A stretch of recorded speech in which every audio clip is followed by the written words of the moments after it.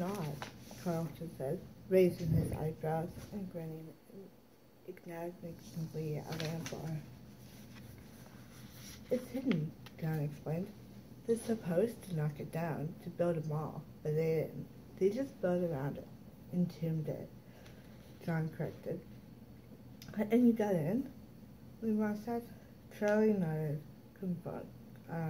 confirmation. No way. What was it like? Marlowe asked. Exactly the same, John said. It was like everyone vanished. Charlie said softly. I want to go too. You have to take us, Marlowe said. Jessica cleared her throat hesitantly, and they all looked at her. I don't know, she said slowly. I mean, today? Should we? We have to see it, Lamar said. You can't tell us this and not let us see it. I want to see it, Jason chanted. What's Freddy's? They ignored him. His eyes were wide, and he was hanging on to every word. Maybe Jessica's right, John said with reluctance. Maybe it's disrespectful to go today.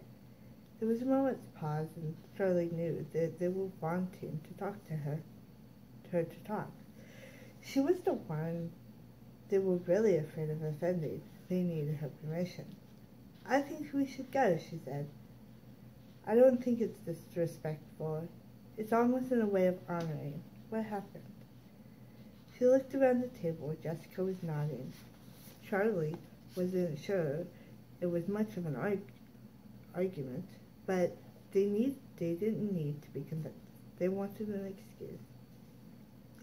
Marla twisted herself to look back at Jason's plate. Are you done eating? She asked. Yep, he said. Marla pointed to the game in his hand. You know you can't play with that during the ceremony. He said. Yep. I'm serious, Jason. I'm locking it in the car. Why don't you just lock me in the car? He marveled. I'd love to, Marlon said under her breath as she turned back to the group. Okay, we can go. They headed to the school in a caravan.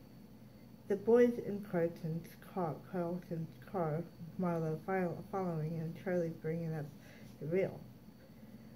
We should have just carpooled, Jessica said idly, staring out the window. It hadn't occurred to Charlie. I guess, she said. On the other hand, I'm not sure I want to ride with Marlo and Jason, Jessica said plainly. They're kind of intense, Charlie agreed. When they arrived, the parked car was already jammed full. Parking lot was already jammed full. Charlie parked on the side street in what she hoped was a legal spot, and they walked to the school along the familiar sidewalk. Jessica shivered. I got goosebumps. It's weird to be here, Charlie said. The school looked unchanged from the outside, but the fence was new and slick, and black plastic coated chain link. The whole town was like this, a mix of old and new, familiar and not. The things that had changed seemed out of place, and the things that had remained the same made Charlie feel out of place. It must be so strange for Carlton to live here, she thought. I know this is a nostalgic trip for all of you, but I just lived here, he had said. Somehow Charlie was not sure she believed that. Then they got to the playing field before the school. The bleachers were already full. Rows of folding chairs had been laid out in front of them. Tad more seating, and Charlie spotted Marlo and the boys at the front. Oh, great, she said. I don't want to sit in the front row. I don't want, Charlie, Jessica said. Charlie looked at her. Of course you don't, she wanted to say. You. Yeah. She said, insisted. No, instead, no big deal. Half the time must be here. She observed as they made their way to the group where 2 seats had been saved. There was one open in the front row next to Carlton, and one right behind it beside Marlo. Jessica winked at Charlie and sat down next to Carlton. She leaned towards him, and they started whispering. Shirley repeated herself to Marla. There's a lot of people here. Yeah, Marla said. I mean, it's a small town, you know. Michael's. It was a big deal. His his parents still live here. People remember. People remember, Charlie echoed softly. There was a small rising stage set up for them in front with a podium and 4 chairs. Behind the chairs was a screen. A screen was suspended, projected on it like a larger-than-life picture of Michael. It was a close-up, just his face. It was not the most flattering picture. His head was thrown back at an odd angle. His mouth opened up in laughter. It was perfect, a joyful moment, snatched up and kept, not curated. He looked happy. Darn it, Marla said softly. Charlie looked at her. She was dabbing with her eyes with the tissue. Charlie put her arm around her. I know, she said. The sound system came on suddenly with a whine that slowly faded. 4 people walked on stage, a heavy-set man in a suit who went straight to the microphone, an elderly woman and a couple, a man and a woman. The man in the suit stepped up to the podium, and the elderly woman sat down in one of the 4 chairs. The couple stayed back, but they did not sit. Charlie knew they must be Michael's parents, but she did not recognize them. When she was young, they had just been parrots, a species that was, for the most part, unremarkable. She realized suddenly that she didn't even know their names. Michael's parents had not gone out of their way to interact with their son's friends, and Charlie had literally spoken to them as Michael's mom and Michael's dad, as if these were appropriate forms of address. The man at the podium interested himself as the school's principal. He said a few things about loss in community and the fleeting preciousness of youth. He talked briefly about Michael's kindness, his artistic talent, and the impression he made, even as a small child, on everyone he met. It was true, Charlie reflected. Michael had been an unusual, charismatic child. He wasn't exactly a leader, but they all found themselves wanting to please him, to make him smile, and they often did the things they knew he wanted to do, just to make him happy. The principal finished and introduced Michael's parents, Joan and Donald Brooks. They stood at the podium awkwardly, looking from face to face in the crowd, as if they were not sure how they had gotten here. Finally, Joan stepped forward. It feels strange to be up here, was the first thing she said. In a moment of something like agreement swept quickly through the crowd. We are so grateful to all of you who for coming, especially those of you who came from out of town. She looked directly at the front row, talking to Charlie and the others. Some of Michael's friends have come from all over, and I think that is a testament to who he was, that 10 years later, with your lives on new paths, moving to a whole new stage of life. So close to this stage, Charlie could see that she was about to cry, tears wavering in her eyes, but her voice was steady. We are grateful for you are here. We wanted to give Michael a legacy with this scholarship, but it is clear that he had already left one all on his own. Marla grabbed Charlie's hand, and Charlie squeezed back. I want to say, Joan continued, something about the families who are not here. As we all know, Michael was not the only child lost during those terrible few months. She read out 4 more names, 2 girls and 2 boys. Charlie glanced at Marla. They all knew there had been other children, but Michael's death had loomed so great in all their lives that they had never talked about the other victims. Now Charlie felt a pang of guilt. To someone those little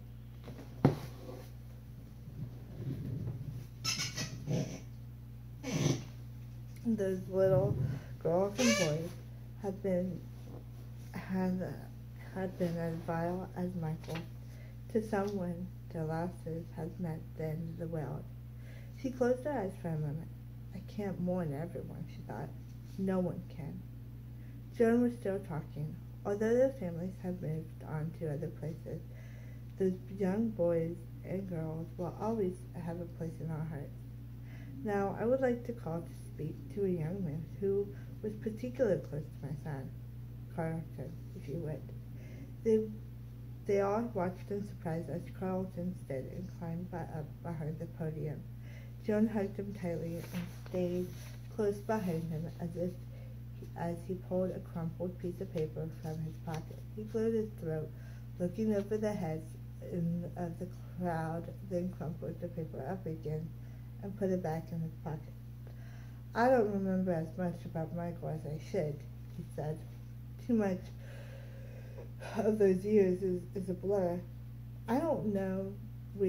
I know we met when we were still in diapers, but I don't remember that, thankfully. There was a soft titter through the crowd. I do know that as far back as I have memories, Michael is in them. I remember playing superheroes, drawing, which he was much better than at me. And as we got older, I remember, playing superheroes and drawing. What I really remember, though, is that my days were always more exciting when he was in them. He was smarter than me. He was the one coming up with grit, with new ideas, new ways to get in trouble. Sorry about those lamps, by the way, Mr. Brooks. If I had jumped the way Michael said, I probably would only have broken one.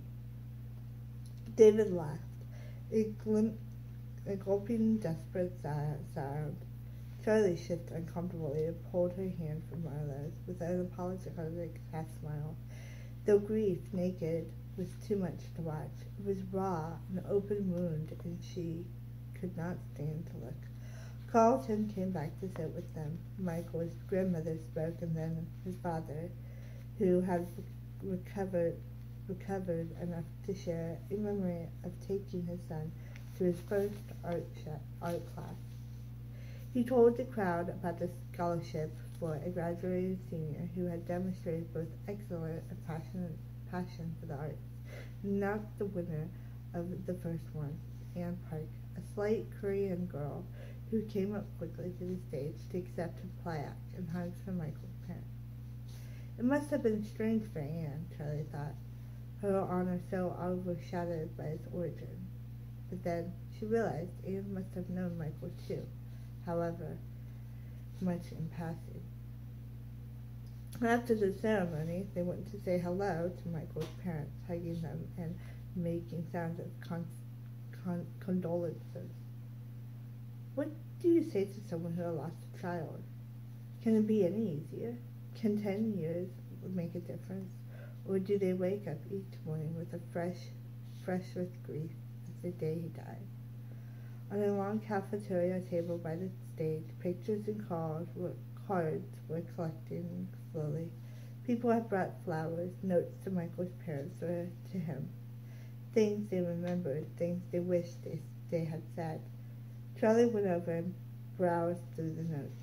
There were pictures of her and the others as well as of Michael. It shouldn't have surprised her. They were all together constantly, as a group, in a rotating group of 2 or 3. She saw herself in the middle of a pose.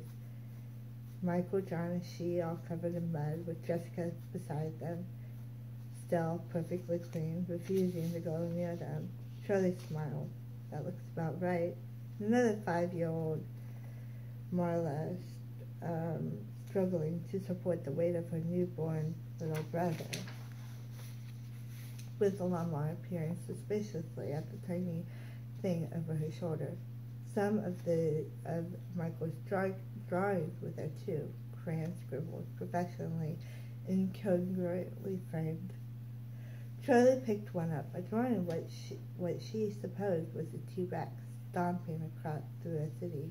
It was actually, she realized now, almost amazing how talented he was. While she and the others were scribbling stick figures, Michael was drawing looked realistic, sort of. "That's really good," John said, over her shoulder. Charlie startled. "You scared me," she said. "Sorry." Charlie looked back at the drawing. Whatever it was better than she could draw now. Suddenly her chest tightened, gripped with loss and rage. It wasn't just that Michael died young. It was what that truly meant. He had been stopped in his tracks years, lives of decades snatched and torn violently from him. She felt herself well up with youthful indication, as if she were a child again, wanting only to whine. "It's not fair." Taking a deep breath, Charlie set the pictures back down on the table and turned to leave. The gathering was continuing, but she needed to leave. She caught Marlowe's eye, and Marlowe, as scarily intuitive as always, nodded and clapped the mercilessly. From the various vantage points, they all headed for the parking lot. No one seemed to notice their departure, which made sense, except for Carlton. They were all strangers here. In the lot, they stopped by Marlowe's car. She had somehow called down a miracle and found them in a space right next to the school. "Can I play my game now?" Jason said immediately, and Marla found her keys in her purse and handed them over. "Don't drive away," she warned. Suddenly Marla grabbed her brother and pulled him close, hugging him to her for a long minute. "Geez, I'm only going to the car," he muttered when she let him go. "Yeah. Maybe I should let you drive away," she said, giving him a little push. She cleared her throat. "So are we going to Freddy?" she said. They all looked at one another. "Yeah," Charlie said. "I think we should." Somehow, following this, going back to Freddy seemed more like a game. It felt right. "Let's meet there at sunset," she said. "Hey, Jessica, can you catch a ride with the guys or something? I'm going for a walk." "You can come with us," Marla said. "I promised Jason I'd take him to the movies." Charlie headed down the road without wanting to hear the rest of the discussion.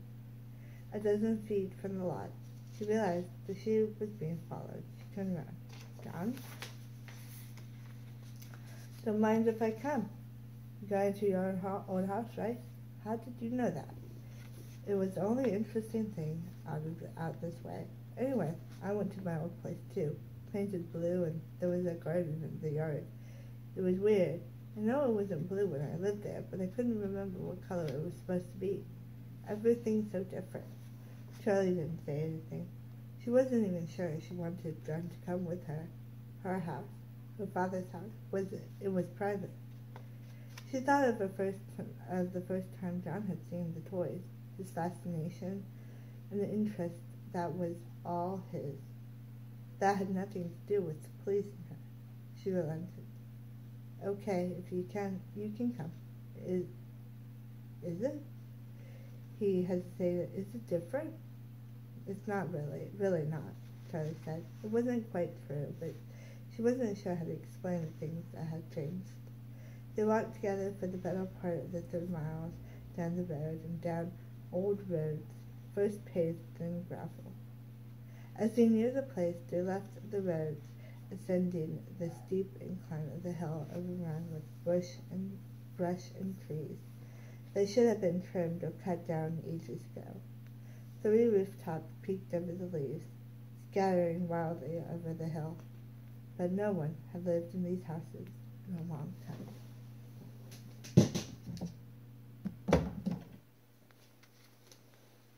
As at last they walked up the driveway, John stopped short, staring up at the house. "I thought it would be less intimidating," he said softly. Impatient, Charlie took his arm for a second and pulled him away, leading him around the side of the house. It was one thing for him to be here with her, and she was not quite ready to let someone else inside. She wasn't even sure she wanted to go inside again anyway. He followed her without protest, as if aware that when that they were in her territory, and she would decide where they went. The property was large, more than a lawn. There were woods surrounding the wide space of the backyard, and as a child, Charlie had often felt like she was going in her little realm, ruler of all she surveyed. The grass had gone wild, weeds growing fertile and up to their knees. They walked the perimeter. John peered into the woods, and Charlie was struck by an old childhood fear, like something out of a fairy tale. "Don't go into the woods alone, Charlotte," her father warned. It was not sinister, just a parent's warning. Don't get lost. Telling her not to cross the street without holding someone's hand, or not to touch the stove when it was hot. But Charlie took it more seriously. She knew from her storybooks, as all children did, that the woods contained wolves and more dangerous things. She caught John's sleeve. "Don't," she said, and he pulled back from the woods, not asking why. Instead, he went to a tree in the middle of the yard and put a hand on it.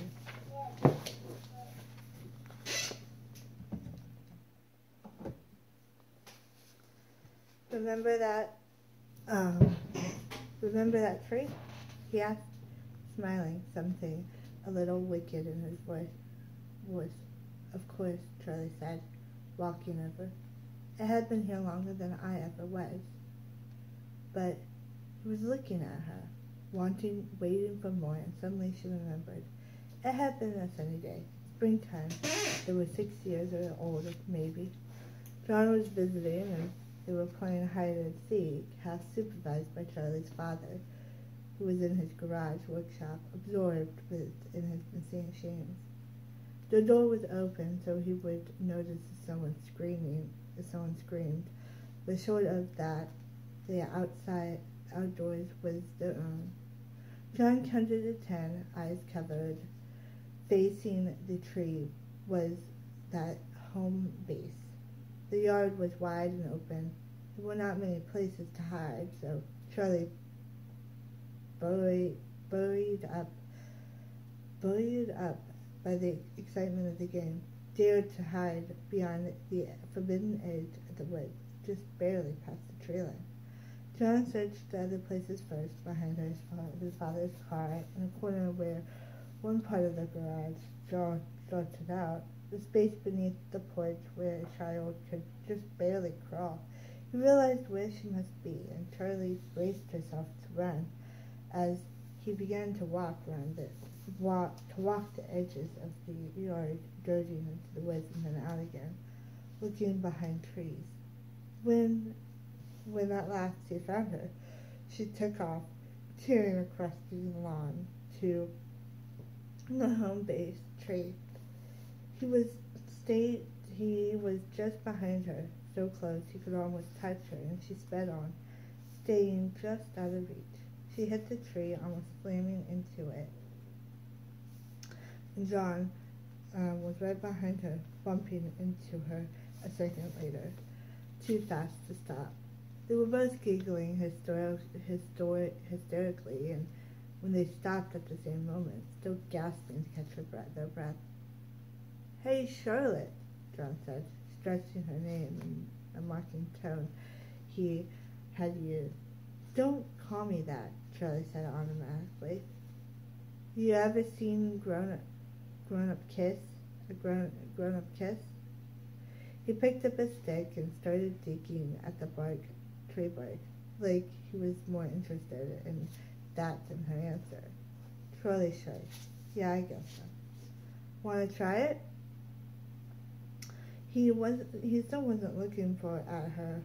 His face was streaked with dirt, like it often was, and his hair was sticking out in all directions. A twig caught in it above his forehead. "Gross," Charlie said, wiggling her nose. Then after a moment, "Yeah, okay." The John dropped the stick and leaned towards her, his hands behind her back.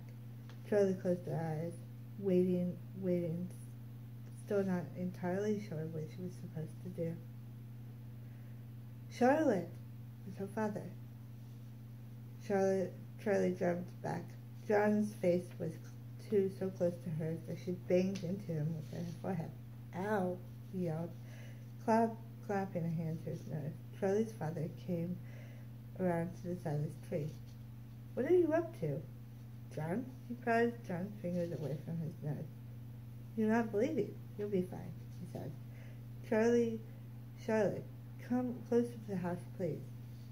Then he pointed his finger directly from them. John, it looks like your mom is here anyway. He walked ahead of them and towards the driveway where her car had just pulled in. Yeah, okay. John trotted off towards the driveway, turning once to wave at Charlie. He grinned like something wonderful had happened, although Charlie was not quite sure what it was. Oh my, Charlie said, now cowering her face. Charlie was bright red. When she looked up again, John was grinning the same satisfied 60-year-old grin. You know, my nose still hurts when it rains, he said, touching a finger to it.